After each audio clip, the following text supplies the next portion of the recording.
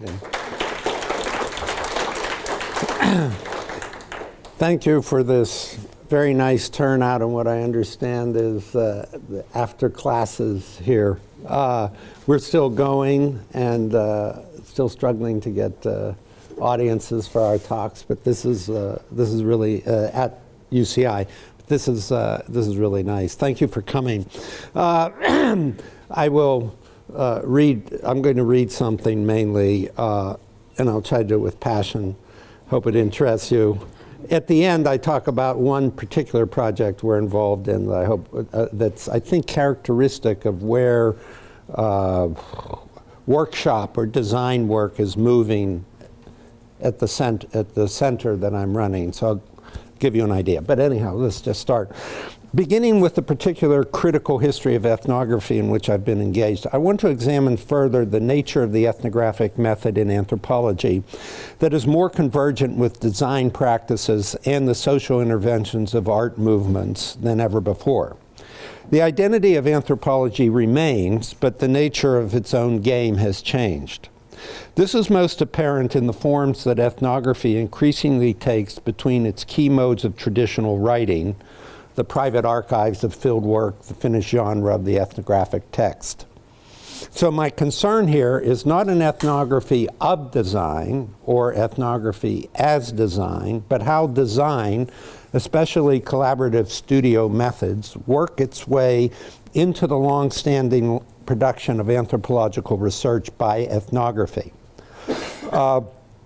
The most notable making strange effect on the past habits of ethnographers is the encouragement toward an active making with others of things, events, or occasions in the fieldwork process that begins as profoundly individual and still concludes that way. In late 2001, a conference was held at Duke University, organized by the current editors of the journal Cultural Anthropology to recognize the 25th anniversary of the publication of the volume Writing Culture in 1986. It was both an occasion and an assessment of what that volume marked in the history of ethnographic method. Presented were readings by 6 contemporary and noted writers of ethnography in the U.S., reflecting a range in the diversity that moment of broad discussion licensed in the production of ethnographic writing, just as the research agendas of anthropology and other disciplines were reforming and becoming diverse, even eclectic. James Clifford and I had the honor of leading off with prefatory comment and reflection. Clifford, in his talk, it was titled Feeling Historical, was characteristically elegant and elegiac, casting a look backward to the near past from the perspective of vast present changes. And I, writing in my characteristic style of the bricklayer, was interested in the next brick, the next wall and its architecture in the near future of ethnography. Writing beautiful texts keyed to inventive narrative, analytic creativity, and reflexive awareness, as especially licensed by the writing culture exposure of the representational history of ethnography and anthropology, remain the standard in guaranteeing academic careers to this day, as most of you who are anthropologists or students, graduate students of anthropology know. However, for me, the present and near future challenges for ethnography, its textuality, performance, and representation are all about developing the latter's forms and making them accessible within the design, politics, and conditions of establishing the quote-unquote field of fieldwork, project by project, in a world full of diverse projects of global scale and portent, of self-awareness, and where textuality is synonymous with sociality. Responses to one's work in the making among one's subjects and other publics matters more than ever before to the standing and influence of anthropological writing and thinking as knowledge. When I was growing up doing my ethnography on far-off Pacific Islanders, it was a kind of solitary experience, and what I thought of what I was doing, what maybe an advisor thought of it, was important. But really, in the process of producing the actual ethnography as a piece of writing, what others thought of it while I was doing it really was absent. It was a very solitary thing. I would argue that virtually no project is like that, quite like that today. I mean, maybe some of yours are, but in general, the trend has really changed. And that matters for the methodology of ethnography. Theory work, thus, does not just precede the production of anthropological texts as a mode of communication to colleagues, but surrounds this professional context on all sides. Indeed, the creation of concepts and theories occurs significantly in the field, or in Michel Collon's terms, in the wild, and circulate as prototypes among diverse publics before they ever reach colleagues through publication.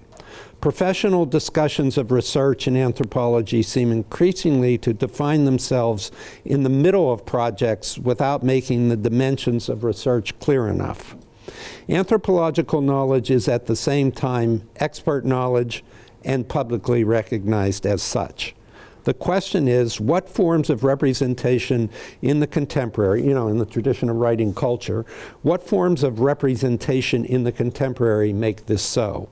And how are these forms of representation synonymous with method?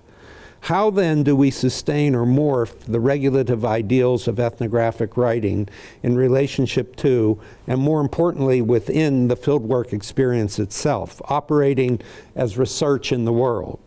So writing culture beyond the private archives of field notes is somehow synonymous with and publicly implicated in the messy track of contemporary fieldwork that is both dwelling and moving.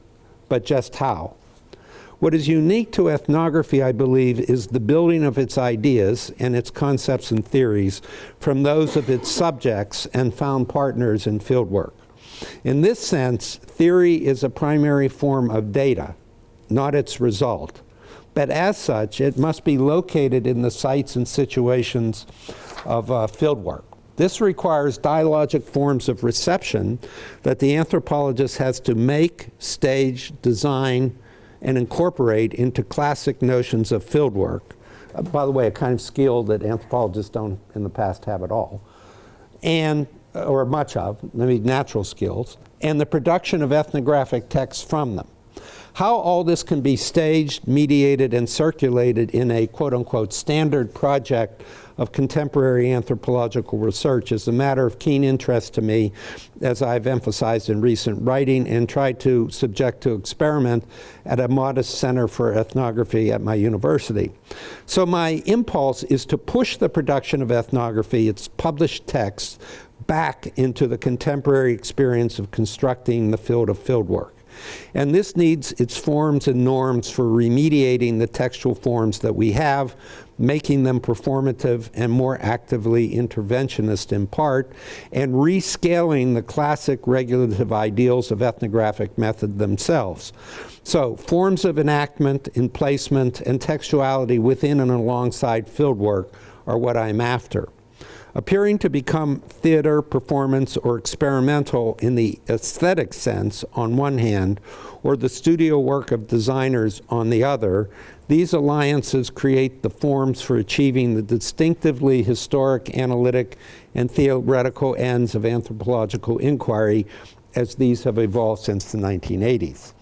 Now, issues in the contemporary pursuit of ethnographic method.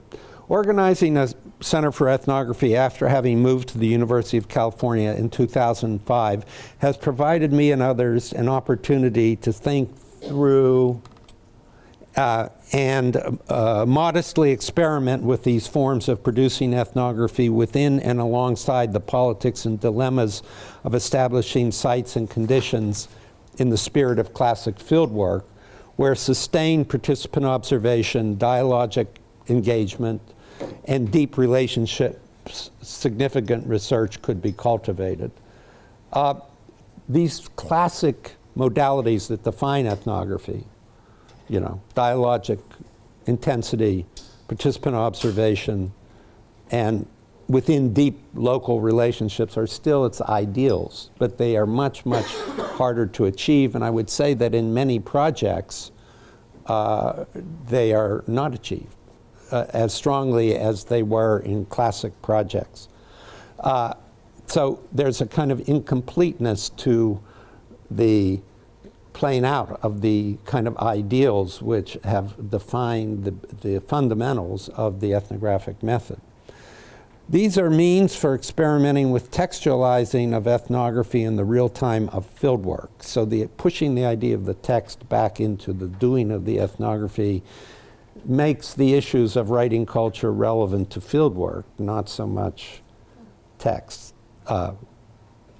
The tropes of or the rhetorics of ethnographic writing. The center has offered an opportunity to think about forms that would push the process of ethnographic writing back to the practical, on-the-ground problems of constituting fieldwork in differently constructed worlds from the ground up. I think of this as anticipated in my interest in the emergence of multi-sited ethnography in the 1990s with its following metaphor as a condition of producing this kind of research similar to other research and theory imaginaries about, many people were thinking in this way at that time, about mobile or circulating processes of knowledge making that were in high fashion during that period, the most influential remaining actor network theory associated with Latour, but much broader. However, today that view of the social life of the ethnographic method is far too lonely. It should be imagined and challenged in addressing the problem anew of situating the virtues and effects of micro-scale ethnographic work in a networked, globalizing world of which collaboration has come to be the key, almost universal normative expression of desirable social relations. Ethnography remains multi-sided, but its composition cannot be comprehended by following and explaining processes that are authoritatively and aesthetically realized in resulting accounts. A key problem, collaboration is the trope which really interrupts the smooth writing, production of ethnography from fieldwork to text in the classic sense. The impulse, the norm to collaborate. I would also say that the other kind of, somewhat neoliberal, but that's a kind of, explosive, that has sort of required the attention of ethnographers is the idea that ethnography somehow produces or supports the idea of innovation. So collaboration and innovation are two key or kind of buzzwords that I think, and haven't been fully examined, that have deeply affected the creative processes and the epistemological processes that are embedded in the classic ethnographic method. Not just ethnography, but that's my interest here. A key problem is that the evocation of multi-sited ethnography came to be understood in a literal way as the reproduction and multiplication of sites of individual research, where the modes and standards of inquiry applicable to one would be produced in each. Of course, this was open to obvious critiques of feasibility, which I anticipated in the original essay. What I was personally more interested in was how work in one place evoked often hidden roots to others precisely through the theory or concept work that the ethnographer could do with specific subjects and not others. The key informant becoming the term we were using, epistemic partner in complicit relations. This was a construct in which I was working by the late 1990s. This is also the way that multiple scales and paths of unintended consequences were evoked, for instance, in Anna Tsing's masterly work of 2005, Frictions. In this trajectory, I indeed saw the multi-sided construct becoming something like the emergent connectivities and paths of recursion that were generated by collaboratively produced and distinctive ideas of ethnography emerging in the scenes of fieldwork, as a technology of question asking that sent one on a trajectory that was in fact multi-sided. What was missing was thinking about the literal forms that might materialize this sense of fieldwork process then. Changes in the way the world presents itself to ethnographers for fieldwork projects and dramatic changes in media and communication technologies have finally made the question of doing things differently with the classic method explicit and pressing. In the original multi-sided formulation, this question was not far under the surface, but it only became gradually and never clearly sayable until the present and the recent past. These then have been the major preoccupations of the center. I've mentioned collaboration. Collaboration was the first and perhaps obvious topical interest of center consideration and has been sustained, quite aside from de facto collaboration being a more or less explicit component of individually authored ethnographic projects from the methods of inception. Collaboration, and I understand this, collaboration is everywhere now a standard and a normative expression of association. It is a universal good to be promoted with very few shadows. It is thus the practical, formal, and found entree as well as the on-the-ground medium of access in constituting fieldwork amid assemblages, projects, large and small, locations, sites, and places. So I see it as a very normative concept that defines the organization of research. It is both, in many disciplines and at many levels, it is both the ether and cocoon of still individually conceived projects that become collaborative everywhere by push or pull. In short, collaborations are not a choice in fieldwork, they are a condition for constituting it. Experiments within collaborations and their politics of research relations defines the degree of freedom that ethnographers can reserve to pose their own questions.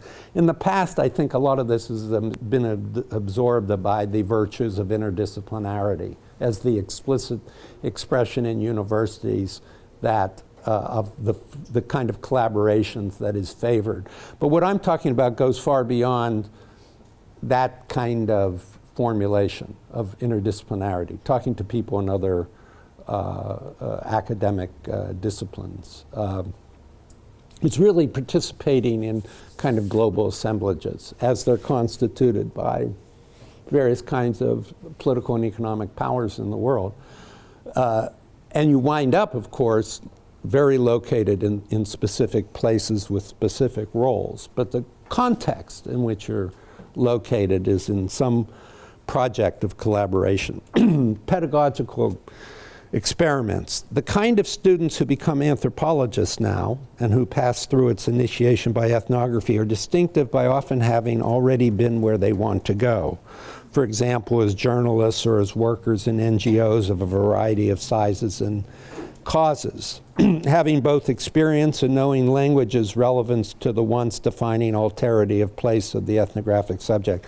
We have very few students now who go to language school before they go to the field. They absolutely, most of our students are working in languages that they're bi or multilingual, and they're working in languages that, I'm always happy for students that actually, learns the language crudely before going to the field by going to a language school or something like that.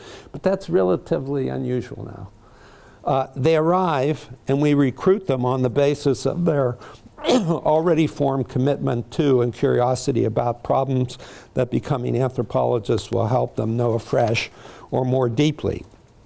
Thus, regulative norms of classic method bend pragmatically to suit what is brought by contemporary students.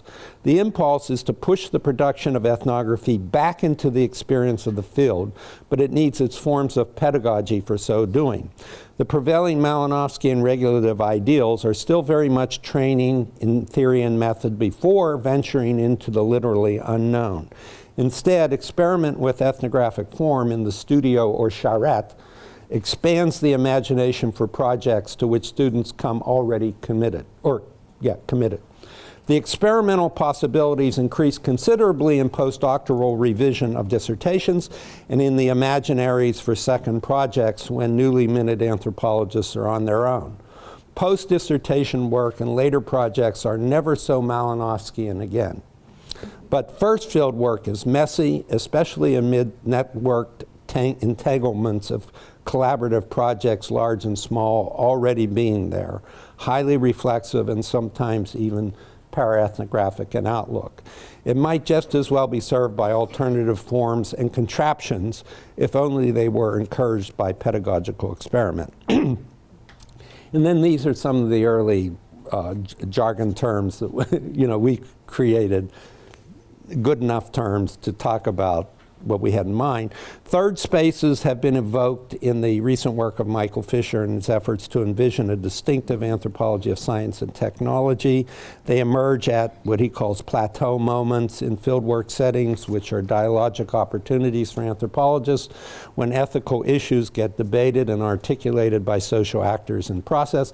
They've always been there in fieldwork, but his idea is that the collective importance of them for generating ethnographic conclusion takes new forms and is far greater and somewhat different than in the past. They're not just case studies within fieldwork. They are actually structuring the kind of conceptual apparatus of the project. They're discoveries, often. Their emergence suggests alternative performative strategies of ethnographic elicitation. Parasites evoke experiments with the actual staging of such third space events in the spirit of studios rather than seminars, in the midst of fieldwork or alongside it, as a means of developing lines of thinking or concept work among relevant and willing parties. Third spaces and parasites are specific expressions of and prototypes for the intermediate forms that I have in mind. Platforms and digital experiments with composition, commentary, relationship, reception, micropublics, and textualities. Digital platforms in their design and care are indeed third spaces, becoming primary genre forms for ethnography. They subsume text and field work. They also promise to condense many of the functions that I imagine intermediate forms to enhance, if not displace, in the traditional production of ethnographic texts from fieldwork. But they are major collective undertakings involving considerable coordination, devotional, managerial, and curatorial labor, and struggle for resources if these do not come externally. The center does not sponsor or produce any of these, but is interested in such projects underway.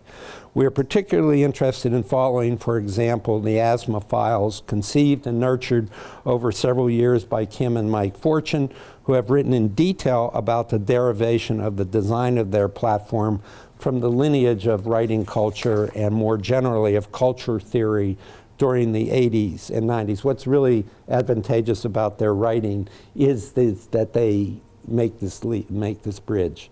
They incorporate what ideas, thinking of certain writers, Derrida, Haraway, many others, from the theory period, the 80s and the 90s, into these digital inventions. Some remain small and productively struggle. Others start within or become assimilated by huge, well-funded philanthro-capitalist projects. So the politics of a successful digital platform in collaborative research is a very interesting meta-methodological question of mine. I mean, you could put it together yourself, but once you get involved in trying to sustain a platform as a kind of research site, the commitments and the costs are immense. So eventually, if you produce something that's interesting, it's almost like Silicon Valley process, that's promising and gets taken up as a kind of venture, not by a capitalist, but by a philanthro-capitalist, you've really got something going. But then you have a different kind of politics of research.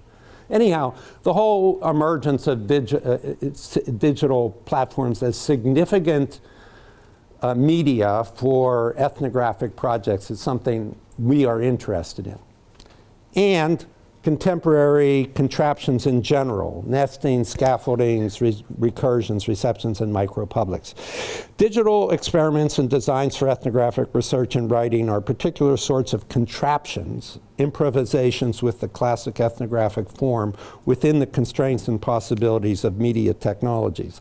I am personally more involved in a kind of contraption that works with the classic technologically primitive forms of the ethnography, primitive participant observation, emergence, field notes, and writing therefrom. They are experiments in contextualized inquiry and thinking in natural context with found partners and collaborators, though they have complex developments addressing the issues of scale and circulation that my original interest in the emergence of multi-sited ethnography in the 90s began to address. They have often unanticipated and disjunctive paths or trajectories that emerge in fieldwork, but they have a coherence of idea or problem. This entails a kind of rethinking of the multi-sited frame in which the idea of moving among intensively investigated sites of fieldwork was imagined as following processes. Contraptions signify a refunctioning of this style of multi-sited research from following processes intensively investigated at appropriate and found sites toward the idea of building and staging micro-publics and receptions for ideas and insights tentatively created in initial arenas of investigation and transformed as argument, as ethnographic data, as theory as they move. This is movement of the modest ethnographic research project toward an eventual what I call docking, or limit in authority, but not on arriving with the presentation of a model, an explanation, or analytic description only or mainly as endpoint or product, but with yet another call for reception among a history of others on a recursive pathway of circulation that may be an ultimate or perhaps limiting case one, the one that is articulated in the language of models. What I'm saying in this statement is that what I've learned from some student projects that really say in their agendas that they have different audiences for what they're doing, and this production is for the anthropological audience. And of course they're seeking what anthropological reading of their work can provide: criticism, rigorous thinking, but also recognition and a certain authority that the discipline of anthropology gives to in evaluation to products of research that it encourages. But they're also saying the research goes on, and that you're only one site among many, or among others. So I'm taking this into account in this point I'm trying to make, that there is a docking point in all projects. Docking point means there's some sort of docking point in someone who gives the project maybe its authority, right? It doesn't have to be an academic discipline. It could be whoever sponsored it. Could be the Gates Foundation or something. But the project as anthropology is bigger than that. And that's what the multi-sited thing politically means, and the connecting of it to the careful care and building of micro-publics for it, micro-publics for a certain project. It's almost like, as I'll say, a kind of movement in theatrical production. You produce it here, you produce it there, but it's taking much more care with the idea of reception. But anyhow, in a sense, this is a call for the preservation and progressive refinement of prototypes as the core of ethnographic research, and what in a current collaborative project in which I am involved we are calling productive encounters. Prototypes are the working forms of innovation of speculative, imaginative ideas, yet they are tied to the reality of a product that will work in technologically driven societies today. In technology, however, prototypes are disposable, perhaps remembered by techie aficionados, but otherwise they are created to be inevitably forgotten. Anthropologists in their conceptual thinking also deal in prototypes, but they invest more in them. The richness of what they have to offer perdures as such in the field. The firm and authoritative ideas that anthropologists produce as concept or theory are often no stronger or lasting than prototypes.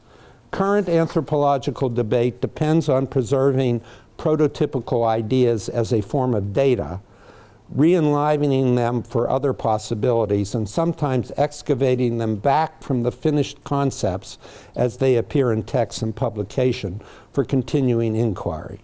In anthropology, so definitive ethnographic texts don't become cases for the library of future comparative work, but they become kind of stabilization of ongoing prototypes, right?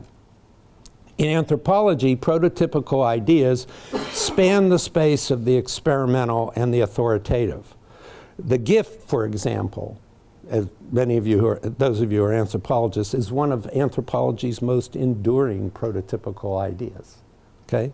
The gift is if you pulled something from the past, not magic, not this, not that, you could, but the gift is probably the most common prototype of anthropological knowledge that is used and reused for new interpretations currently. Marcel Mauss. Multi-sidedness is moving such prototypes of thinking in the field proactively to sites of receptions and micropublics variously staged, for whom these ideas may not be otherwise presented or not presented in composed forums. The envisioned role of experiment is to unfold receptions in evolving fieldwork before it reaches or docks in points of authority, offering reports to and debates with the academy, or assimilation by powerful forms and projects of philanthro-capitalist sponsors, as I mentioned. Formerly, something like this would be the endpoint of ethnographic research in the role and exercise of anthropological expertise in 1950s, 60s development paradigms, for instance.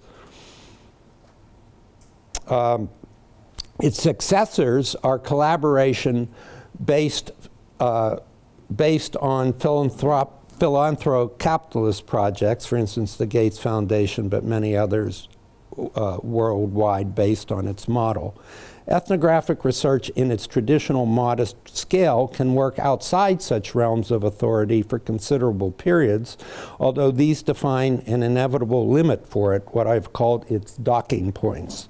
In the meantime, such a multi-sided paradigm for ethnography is capable of a trajectory that does not follow processes, but moves ethnographic results as thinking, concepts, grounded speculations, prototypes, among different micro-publics that it modestly constitutes for its purposes through collaborations with, for example, designers and artists, to which I now turn. The university research project is enough, or will do, to provide the means to create a scale of diverse reception in research, a varied communicative field of experiment. Close working collaborations specific to the project are essential for the production of this kind of multi-sided ethnography, even when the latter is still imagined as the work of the lone fieldworker.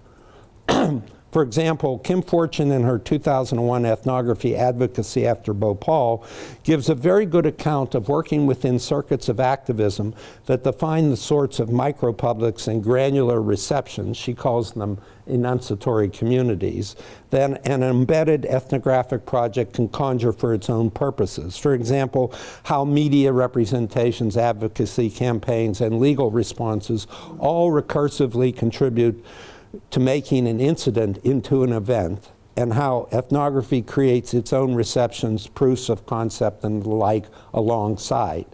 We intend in center projects the same kind of partial and measured embedding of ethnographic inquiry in the practices of relevant others, but in our case, the inspirational partners or reference have been design thinking and methods on one hand, and certain contemporary art movements, site-specific and participatory art and its predecessors on the other. For ethnography, these alternative spheres promise to provide an imagination and tricks of the trade, if you want, in the norms and forms with which we are experimenting. And now I get to jostling between design and art, and that'll be the final section. I like this term jostling to evoke the relationship of an experimentally oriented ethnographic method to design on one side and to contemporary art movements on the other, as the two key creative sources for shaping a more active interventionist role of ethnographic research in its sites of fieldwork. I give a priority concern to ethnography within its distinctive histories rather than to examine its already existing considerable record of collaborative relations with each broad area. Ethnography is not new to design and art movements, but in the former's own disciplinary history and agenda in anthropology, the latter are relatively new to it. So what can ethnography absorb and experiment with from the various design and art movements?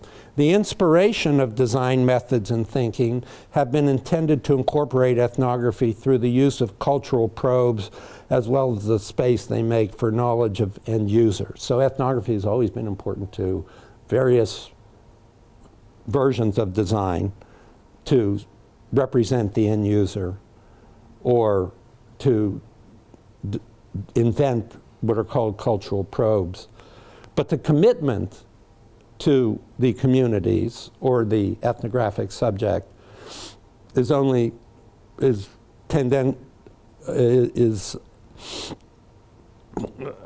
somewhat different than that of the ethnographer, him or herself. But reciprocally for ethnography itself, design disciplines offer, first, a rationale and ideology for operating creatively and sometimes experimentally within structures of business, markets, governance, and policy. This is captured in Bruno Latour's delicious characterization of design as cautious Prometheus, capable of morphing matters of even critical fact into matters of concern. And second, and in terms of tradecraft, design venues offer most crucially actual technologies and experience for developing new spaces for ethnographic research alongside and within fieldwork. Design methods provide the legitimation and, most importantly, the craft and forms to produce third spaces, studios, and sites for collective or collaborative work within fieldwork. They provide in some cunning, ingenuity, and process, cocoons, and a certain kind of mimicry in effect, but which ethnography can produce, by which ethnography can produce intermediate forms that are necessary for it to be multi-sited in the way that I have described in this paper. Parallel attention to the creativity and imagination of certain contemporary art movements, such as the ideas of relational aesthetics developed by Nicolas Bourriaud and the debates it has engendered, can enhance the context of design thinking and methods in which ethnographers have begun to produce the intermediate forms that I have described as spaces and means of experiment with intervention in the course of long-term fieldwork projects. For the experiments that I'm evoking here, I've been especially engaged most recently by Claire Bishop's 2012 Artificial Health as providing a thrust for anthropological ethnography that frankly it would not be as likely to do for itself. Attention to this work will lead me into a concluding discussion of the 214 square feet project, which has contraption qualities, the logic of which is captured by Bishop's discussions of the key binds of participatory art projects. These binds are the source of creative designs for interventions that come to define the core dynamics within ethnographic projects, enhancing still indispensable participant observation with creative pressures to design experiments of interventions among actors and subjects who constitute micro-publics for successive prototypical iterations of ethnographic argument in the field, so to speak. Those are the basic steps. The liveliness of ethnographic ideas depends on processing by design and art in the field that surrounds their articulation in professional journals and representation. So I talk a little bit about Claire Bishop's work here. I'll go ahead and do it. This will leave time for discussion, I hope. And then I'll discuss briefly, in conclusion, this 214 square foot problem as one of the modalities in which we've been working. I'll describe them briefly. But Claire Bishop takes her title from André Breton's postmortem on Dada's 1921 movement into the streets. They were in cafes and then they went into the streets and created these artificial hells. But it could stand half humorously for what the 20th century avant-gardes have sought to produce directly in social settings. While she narrates an original and rich history of such largely European avant-gardes through the 20th century, her intent is to focus on post-studio artists who operate in natural and found settings, who give up works as such for projects, and who, while they produce site-specific events, are interested above all in participation that effaces the distinction between artist and spectator. Bishop herself is not interested in ethnography. In fact, she does not mention it. But many of the projects she discusses resonate with a more interventionist experience of fieldwork, as well as with the long-standing modes of incorporating subjects of ethnography as participants and interlocutors in its agendas. Most importantly, for me, Bishop's assessment of this form and movement of contemporary art poses a problem and potential for the changing forms of ethnographic method in anthropology that anthropology cannot or is unlikely to pose for itself, at least in its mainstream. So, and my idea is, unless anthropology squeezes itself between design and art, it would never move it never move itself for reasons, politics of the field, that I could go into. So to get it to move that way, it needs to be massaged. I comment on some of Bishop's points, useful for viewing ethnographic projects as contraptions that construct chains of micro-publics from the experience of fieldwork. In other words, my new multi-sited articulation. These might shift the classic ethnographic project and its more recent multi-sited characterization to summon granular receptions as the rationale for its movement and its terms of completion before it docks or plateaus in an authoritative form for reception or response as text or document of the expert. In this way, the intermediate or prototypical texts and experiments of fieldwork become its results, rather than sketches and drafts, intolerably messy and hidden from view as much as the final beautiful textual as much as the final beautiful textual artifacts that we still have, you know, that Duke publishes as ethnographies. This requires forms of textuality, commentary, and composition not anticipated by the writing culture or other critical discussions of the ethnographic form.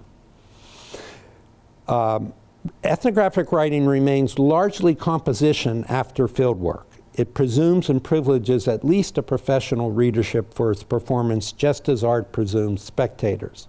In my view, ethnographic texts are part of a broader process of production whose earlier forms are of equal and sometimes more enduring importance than monographs or articles. While, as noted, Bishop does not mention ethnography, her work in fact revises Hal Foster's famous mid-1990s article, The Artist as Ethnographer, that clearly distinguishes site-specific and associated forms of art from ethnography, but the artist as ethnographer, ? A fashionable association at the time. I mean, artists for a long time have been interested in the relationship to anthropology through ethnography, but only by formally delimiting the latter as method, sometimes rigorous, less imaginative, stiffer than the site-specific art that beckons toward it. So artists in constructing ethnography have done it at the expense of ethnography, in a way. That is, at the time, in comparison to make the point and police the boundary, ethnography and its potential as form and practice suffered. For ethnography, at least in the 2000s, this characterization of the relation between art and ethnography will no longer do. The relation between participatory art, at least, and multi-sited ethnography redux deserves a new trading language. Bishop's study reopens the question in ways that ethnography has done. Here are 5 arguments and observations that she makes that resonate with the ethnographic method that focuses and sustains attention upon its middle terms that I've been emphasizing, or prototypical processes as its primary contribution to anthropological knowledge. One, she says, in post-studio art practices since the 1990s, labeled participatory art and conceived as projects rather than works, the artist is conceived less as an individual producer of discrete objects than as a collaborator and producer of situations. The audience, previously conceived as a viewer or beholder, is now positioned as a co-producer or participant. For Bishop, 1993 seems to be a key transition year when site-specific practice becomes more ethnographic, in my sense, key to participations and less derived from theater and performance genres as in previous years. Two, although the logical conclusion of participatory art is to foreclose a secondary audience, that is, everyone is a producer, the audience no longer exists. For these actions to be meaningful, for the stakes to be high, there needs to be ways of communicating these activities to those who succeed the participants. Subsequent experiments in the 2000s have given rise to more vivid ways of conveying such projects to secondary audiences. So the problem in this kind of participatory art of secondary audiences is very important. And you could say that in anthropology, the authoritative docking in some form of publication or something, although it would have this history of movement, would be the secondary audience. But she's facing that same problem, or she's expressing the same problem in the problem of participatory artists. You have to do field work itself to know them. So critics, curators have to do field work, otherwise they get reported as something removed from having been observed by anybody other than participant. At a certain point, art has to hand over to other institutions if social change is to be achieved. It's not enough to keep producing activist art. The same goes for projects of ethnography that hope to have public or activist result. It is an art dependent on first-hand experience and preferably over a long duration. Very few observers, says Bishop, are in a position to take such an overview of long-term participatory projects. Students and researchers are reliant on accounts provided by the artist, the curator, a handful of assistants, and if we are lucky, maybe even some of the participants. So Bishop's recurrent key issue is the lack of a secondary reception or spectatorship for participatory art, and with no obvious sense of how this will be achieved. To know itself requires fieldwork, she says. This gap is one that suggests methodological innovation and experiment, an impulse that both participatory art projects and ethnographic ones share. A contraption in either anthropology or participatory art seems to develop from a period and experience of intensive site specificity toward its dialogic sources. In terms of multi-sited ethnography, it is not so much a matter of following a path as being pulled by the polyphony in a site toward the speculative designing of related receptions elsewhere. And this requires all sorts of acts of the imagination about where an ethnography goes. Nested and scaffolded commentaries and represented thinking in carefully staged and composed venues, at least for the purposes of ethnography, do have extraordinary cumulative value. Recent interest of ethnographers who came up through the same basic technology of question asking and note-taking and are now producing exemplary texts in open access platform experiments like The Fortune, recursive publics like Chris Kelty, and ethnography as commentary like Johannes Fabian, and are all exploring the kind of contraptions that projects of participatory seeking spectators seem to produce. Both ethnography and participatory art share this problem of doing something about the issue of secondary publics and incorporating them in their projects. This defines a shared logic to other sites and creating forms of reception and their documentation as micro-publics, folded into results for eventual authoritative limit or docking. And ethnography may have more obvious play or direction in this regard than participatory art projects, but the logic of the impulse to experiment is no different. Now, finally, I want to tell you about one of the projects in which I was involved, and very quickly, I'm working with two artists, one of whom is an anthropologist, but they primarily have done work in the theater arts, and we're working on three modalities, and very quickly, what we have found is some sort of art anthropology intervention in the site of previous field work, but not doing field work. So anthropology, we've done one of these at the World Trade Organization. There was a collaborative ethnography of the conventional sort, ethnographers inhabiting the place, asking questions, producing reports. It went from 2008 to 2010. And then I asked if we could do a second act that would be an art anthropology installation. We were given the permission. So I worked with these three people in doing something. So the idea of this kind of project that I'm talking about then emerges after conventional ethnography is done. That's one modality we've explored. Second modality is a kind of design workshopping modality of ethnographic works in progress. And these can be, and they occur generally in the kind of studios of art schools. We've done one in Pasadena at the Art Center. And we've done a couple of these. The most interesting has been on someone who's already produced a definitive account of contemporary central bankers, Douglas Holmes, The Economy of Words, and an acclaimed book in which he makes claims that central bankers have aspects in their own methodology that come close to the curiosity of ethnographers. But okay, so this was a mature work that was not on its way, and so we actually conducted 4 days of design workshops of different styles. One of the group of designers had a kind of engineering in the background. Another group of designers were interested in folk materials, and a third came out of theater. And each one did something different from this ethnography that was already produced, and the ethnographer was there.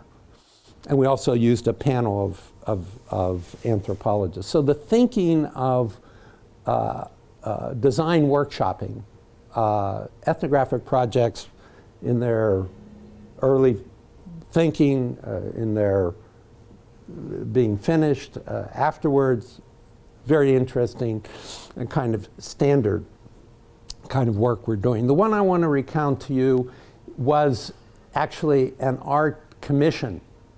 It didn't have anything to do with anthropology. It was a commission by certain rich people in Newport Beach, California, a particular person doing small level philanthropy about the problem of the homeless in Orange County, and the homeless, people like the homeless, or the working poor are fairly invisible. I think she had this background originally, and she was interested in working on it as philanthropy or charity. And so she didn't think of anthropology or ethnography, but she hired my two collaborators, without me, I just worked on it, to come up with something for a huge feast at a yacht club. I describe it to you in a minute. But what they produced was something that moved. It was a movable installation that we've begun to move throughout different kinds of communities of Orange County. So this is an example of something that begins as an art project, but that emerges by its mobility as essentially an ethnographic project.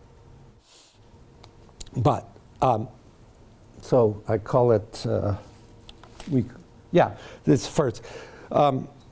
As a current sustained collaboration with two artists that has spun off from our Center for Ethnography Opportunities, the three of us, Luke Cantrella, head of theater design at Pace University, Christine Hagel, anthropologist and artist, and myself are writing a text in the form of a workbook or manual that concerns how projects that merge ethnographic design and participatory art methods produce interventions, or what we call productive encounters, in relation to ongoing ethnographic research project at different stages. Our orientation is explicitly toward the ethnographic method, and our purpose is to think or performatively and theoretically expand with organized, relevant publics aspects of fieldwork projects that are brought to the workshop in different stages of development. I've described that to you. A productive encounter is doing something different with fieldwork materials. This involves an interesting rethinking of fundamental methodological concepts and the differences between performance concepts in art and design and the same ideas deployed in anthropological ethnography. For example, Christine Hagel rethinks and expands the idea of immersion central to the professional culture of method in anthropology as amplification. Productive encounters have the potential to amplify existing dynamics, conversations, debates, and phenomena. This runs counter to how classical ethnography works in the sense that through immersion, one seeks to overhear and observe natural phenomena that occur in the course of everyday life. This tacit knowledge is unamplified and thus is only accessible by the fly-on-the-wall approach.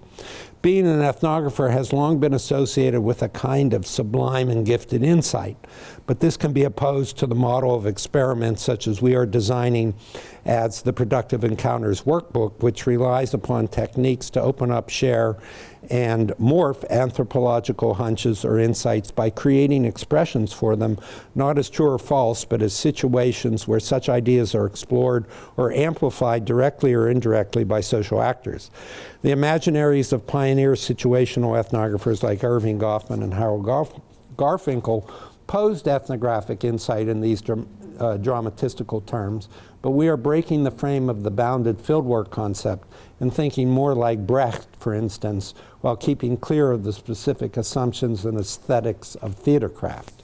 So far, we have workshopped 3 projects together. I present one briefly here entitled 214 Square Feet, created principally by Cantarell and Hagel and advised by me. The title refers to the living space of entire working poor families in rundown but high-priced hotels situated in the very wealthy, very religious, and politically conservative enclave of Orange County, south of Los Angeles, notable for the original Disneyland. Many huge and wealthy churches, extravagant malls, and sterile corporate business parks. It is also where the University of California, Irvine is located.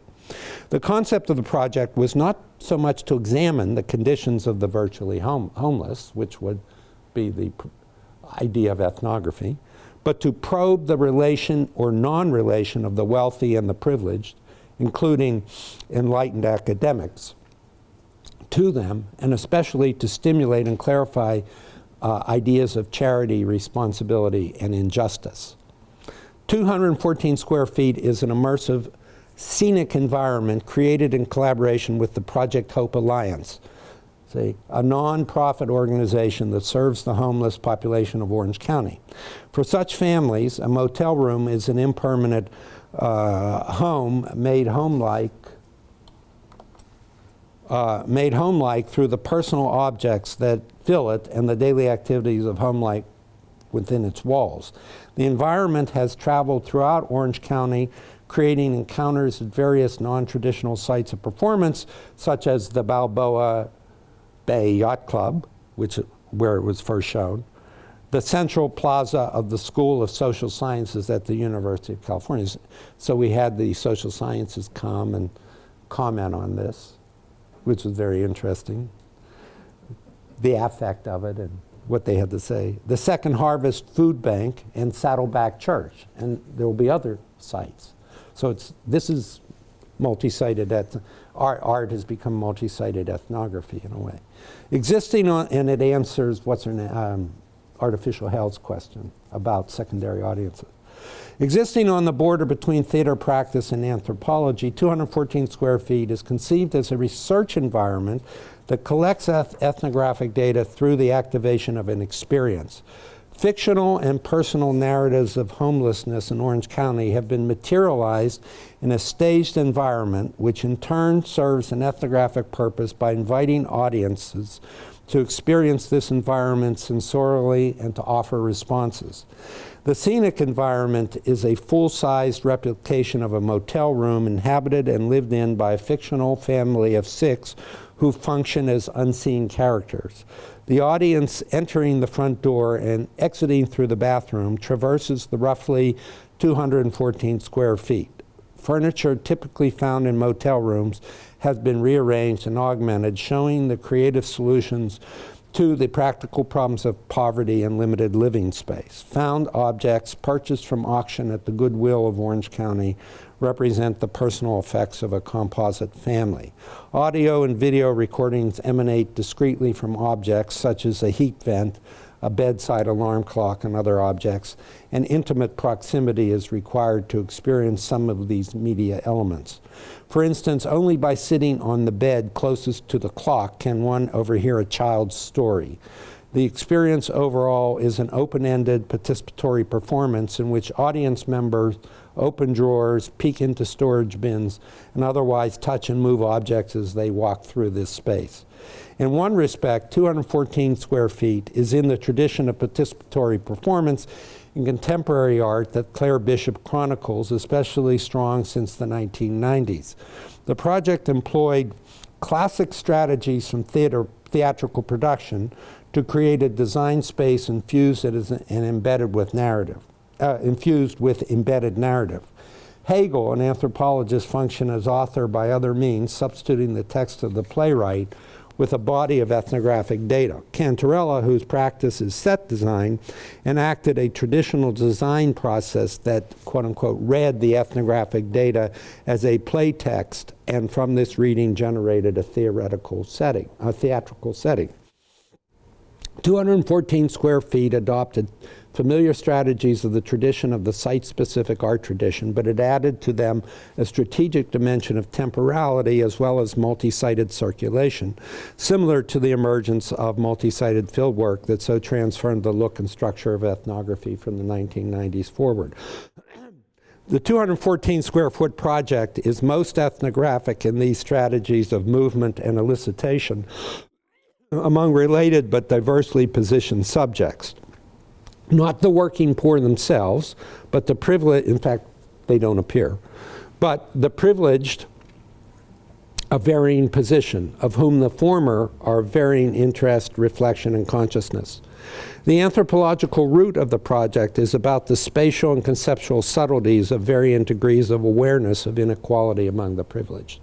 So that is the subject of the research, not the poor, but the elite, the sensitivities of the elite, including academics or anybody that we engulf in our net of travel.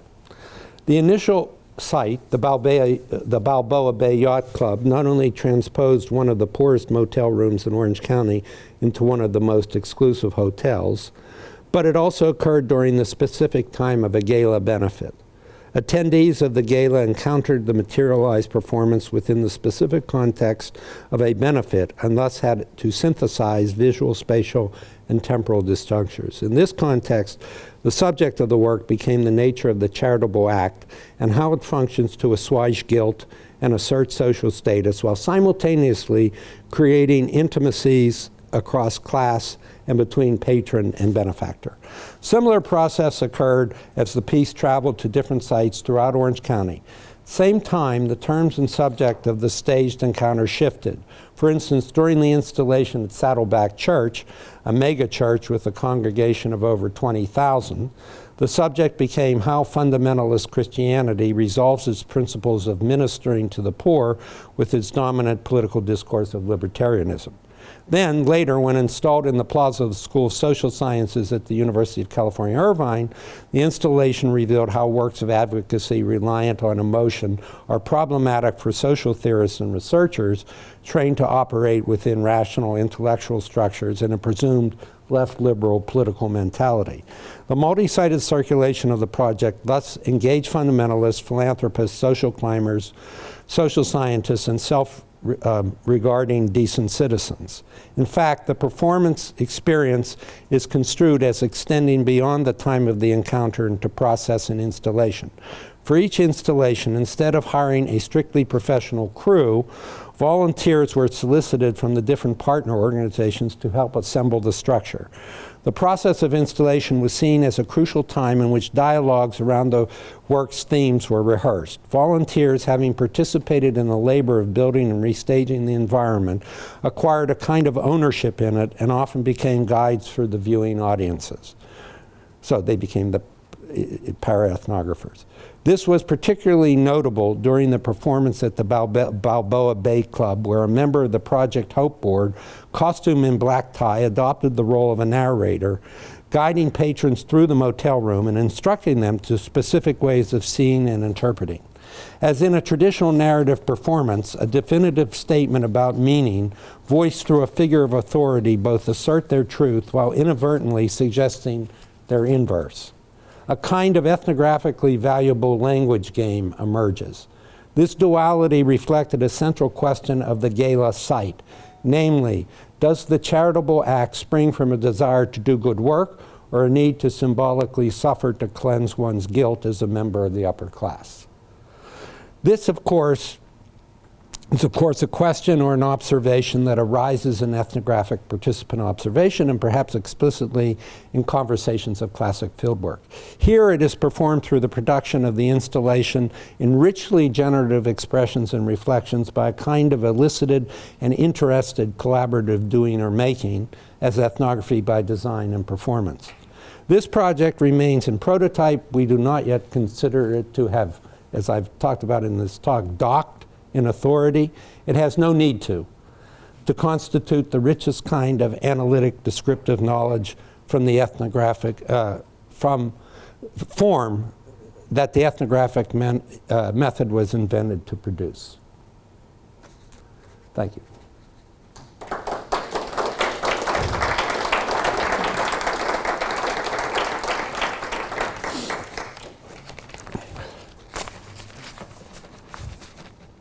Punto. It's questions. If you're willing, maybe you can call on people as they raise their hands. Yes, thank you. Very interesting presentation. I'm not an anthropologist, and I'm not going to ask you to define the difference between ethnic studies or ethnography, but I don't see the relationship between Project 214 space and ethnography. I mean, is it more sociology, or, I mean, what ethnic group is this particular exhibition associated with? The Orange County elite it's ethnographic intervention into the mentality of the Orange County elite regarding its responsibilities to the poor, the marginal, etc. Are the poor and the marginal in ethnicity? That's a situation. I don't know. In Orange County, are they an ethnicity? Well, the poor and the marginal are generally, I mean, it's interesting the way Orange County is policed. The poor and the marginal are ethnically marked, yeah. They're Hispanic and African American. Otherwise, quite invisible. Yet they're the object of charity. But it's an interesting problem for people who live in such a, vacant place, who are nonetheless pursuing these classic values of the rich, the virtuously rich and the religious. But with these people being absent, but they're really not absent. I mean, when we discuss strategies for doing this, we actually discuss the idea of making a huge glass cage and having actors walk around, but we thought that wouldn't work. This has actually worked quite beautifully. Academics are kind of embarrassed by it in a way. There's a kind of we haven't filmed the expression. There's a period of sort of receiving it through abstraction, then storytelling. There's a real ambiguity about academics who usually study these things formally and abstractly in terms of their disciplinary trainings. So their responses to this thing say, oh yes, this is an example of X or Y. It was a very odd kind of thing to appear among them. So they produced a very strange kind of discourse from my point of view, mixed. mixed personal, professional. So you can read all sorts of it provides something for reception that you really don't otherwise get in a kind of systematic way. Then presenting it at the churches was interesting, not primarily for the discussions among the people who agreed to participate in putting it together. So it's deeply ethnographic, but it's ethnographic about attitudes of the privileged classes to the invisibly unprivileged. Okay, I understand. And Orange County is a famous place for keeping all of these things hidden or out. And being notoriously conservative, et cetera, et cetera. It's not that simple. But it is invisible, and this is kind of making something visible to elicit a discourse, if you want. I assume that every time you do an installation, you're collecting data? Yes. Correct? And what kind of tools are you using to get the movement, to get the response? How are you recording that?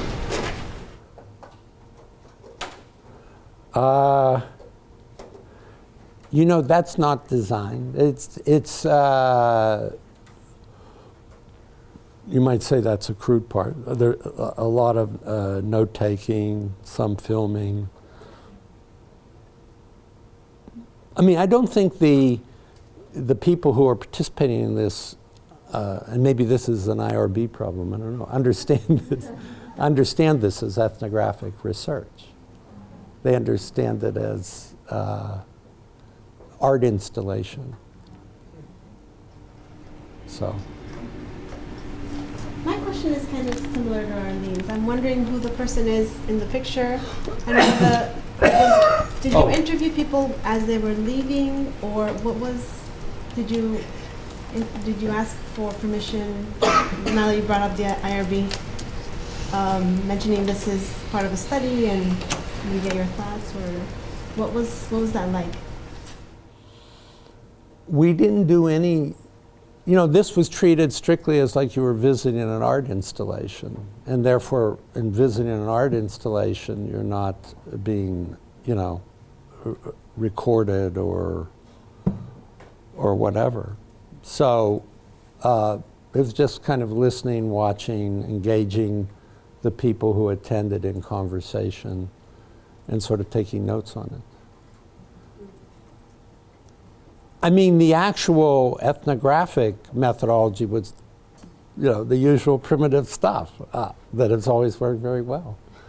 Taking notes and taking pictures and so forth. No interviews of the people that went. No. Gee, I hope I haven't violated IRB. But it wasn't presented as a social science project. It was presented as an art project. But no. Thank you. Yeah. So I'm wondering, the graduate projects, the dissertations that are done there, do these kind of elements figure into those dissertations, and are they the main thing, or are they kind of an appendix to a traditional dissertation? Well, I've had, over time, I've recruited students to do kind of workshops on their projects, et cetera, incorporating these strategies, no, because the graduate experience is one of, you know, gaining funding from the NSF or the Wintergren. It's a very, but I don't want to sound like I'm saying that's not a useful, worthy kind of training to get. I'm just sort of saying that it's very hard to explicitly to incorporate these strategies as key strategies into these projects. Although whenever anybody comes to me with an NSF proposal and they have their methodology section, they're all incredibly, I mean, they really have to have a good research idea, and the committees that read these things, that's what they're looking for. But they also often fail by not having shown that whatever evidence they're going to, what data they're going to collect has any effect upon their quote-unquote hypothesis. And it seems to me that this, I always tell students that within reason, if they produce something innovative in their methodology section, particularly in anthropology, they have a distinct, and it makes sense, it has a distinct advantage. Because so many of the methodology sections are, I am going to be for 6 months in a community and do participant observation and snowball interviewing, et cetera, et cetera. And then if they've been there, it's more convincing. And many, we now have money to send students the summer before, and so they come back and talk about places or sites in more detail. But this is a weakness in ethnographic method when you're trying to, in a formal way, to report its thing. Now, I believe that you could, if you make it very explicit, you can incorporate design or art modalities, but you'd have to work on it, develop it. It's something very new. And then the questions would be questions like I, just received. Where's the, what's data here? And you would, it's not hard. I mean, I'm not thinking about it now, but not hard to think about what the data sets in this would be. Much more convincing than I'm going to do participant observation and do some, do snowball interviewing or whatever it is and collect an archive and this and that. I have to say that in proposals for great ideas, brilliant ideas, the method sections are totally unconvincing usually, not always, but usually, and they give awards on the basis of having a kind of confidence in the idea, the worthiness of the idea, this is really a good project, et cetera, et cetera. And when they defeat it, it's usually, methodologically unclear as to that. But that's the old model of social sciences into which ethnography has always had to fit. And in fields like, I don't know, maybe some of you come from sociology or something like that, I don't begin disciplinary wars. Sociologists have stayed with ethnography not all sociologists, Irving Goffman, but as standard ethnography, they've stayed with it pretty much as a formal methodological language. So that these kind of experiments might be, but they would never, they're marginal. Whereas anthropology has stayed with a kind of methodological ideology of method. Mostly. And some anthropologists who, in earlier movements, which are not as strong now, which were formalist movements involving mainly language models and linguistics, would, be very critical of this. But the dominant kind of a body of work has no, methodology is a weak point. Right. Now, how do I intervene in this? Well, I unfortunately don't provide funding for graduate students. So I do these parasites along the way. And they're actually very, very interesting. I did one on parolees and parole officers. And the leading faculty, not anthropologists, of criminal justice, which is an important program at Irvine. And it was an amazing for 3 or 4 hours. And the student actually clarified the conceptual apparatus of his, or it helped clarify it. But the criminal justice guy, the eminent professor of criminal justice, really found it eye-opening. And it was getting this discourse between parole officers and parolees, something fairly simple, but just never done before. It wasn't a tea group or a therapy group or anything like that. It was kind of interesting, kind of mediated by the student.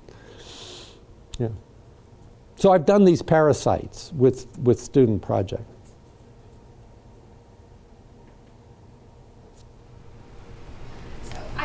project really fascinating, but I find myself now, after having heard the discussion about it and listening to you talk about it now for an hour, to be even more confused than ever about what the aim of the intervention is here and what audience the intervention is aimed at. So when you were first describing this, I thought, okay, well, this is a way of sort of presenting ethnography to an engaged audience rather than a passive one. But then when you describe it as an ethnography of Orange County elites, I started to think of this more as something like a breaching experiment, right? Where it's trying to create a situation in which the participants can have some sort of realization themselves. But then in that case, who is the audience for the knowledge that is produced through this experiment? Is it us as academics? Or is what you're aiming to produce with this methodological knowledge that's aimed at us? So, that's the whole question, I guess. But what is the outcome and who is the intervention aimed at? That question is excellent, and I can't give you an excellent response. As excellent as your question. I give you a wheedling response, but a wheedling response is okay as long as it wasn't smoke, but substantive stuff that you were dealing with. Well, think about it imaginatively. I could write an ethnography of the sense of justice or injustice among Orange County elites in a quite conventional way from having done this exercise, rather than having gone around, knocked on doors, developed informants, and done it the usual way, right? So this was another route, and I think a much more vivid route than interviews. There is a form of it that is deeply ethnographic in the hanging out aspects of it. It actually invites you to hang out in a way that you wouldn't be invited to hang out otherwise. So it creates the occasion for participant observation that you wouldn't otherwise have. You could look at it as simple as that. There is this breaching aspect to it also. But you could write a complete kind of account of the discourse on theories of, or not, I don't know if they're theories, but thinking values of inequality among the top of the pyramid. And you can do, the other thing is it's rhizomic or viral or something. You could actually, and we will, it's just that we've done other things as well. These have emerged as opportunities. We could situate this in at least 4 or 5 other places in Orange County that through philanthro-capitalist understandings of the kind of sociology of the connection between wealth making and philanthro-capitalist connections, we could do this. So, yeah. It's very precise, though. It's very precise what it's after, actually. Is it? Yeah, I think so. If I heard you right, the artists who were working, the source material that they were working from was an ethnography of people who were in marginal housing situations, though. Was that the case? So the person who was a set designer it was done, it was done like artists do our ethnography, probes. What they do is they visited these. They didn't know. It wasn't derived from an ethnography of the poor. It was derived from what would be called in the design world a cultural probe. In other words, they visited there, they talked to some people, they had some access. I kind of was with them. So in no way is this project based on an ethnography of the conditions of the working poor in Orange County, right? This would be a different kind of study. To be honest with you, a worthy study, but a much less interesting one. Because it would have showed exactly this, and much more of it. I mean, I'm speaking personally now.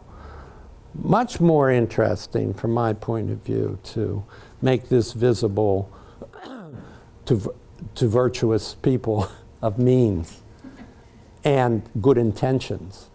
And so it's an ideology critique in a way. Done through ethnographic, I think of ethnographic materials.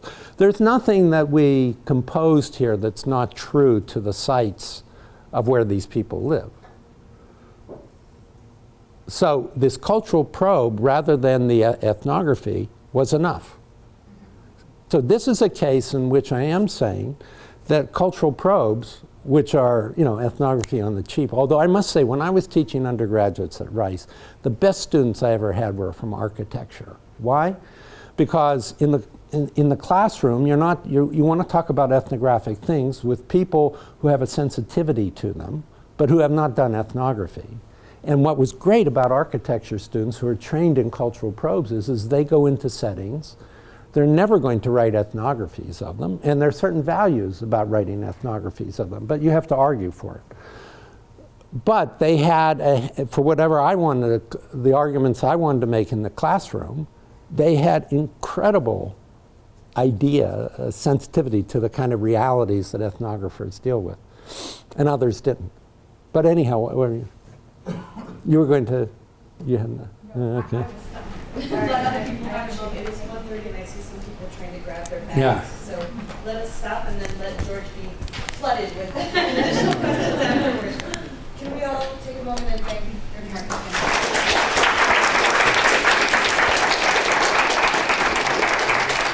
Thank you for being enduring.